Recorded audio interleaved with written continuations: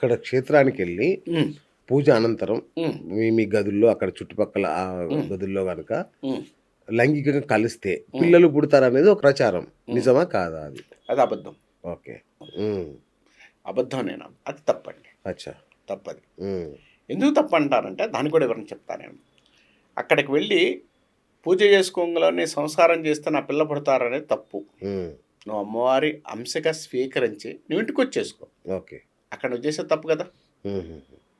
యోని పూజ, తర్వాత ఆ యోని పూజతో నేను చేశాను కాబట్టి ఇక్కడ చేస్తే కరెక్టు. అక్కడ నువ్వు చేస్తున్న కామం.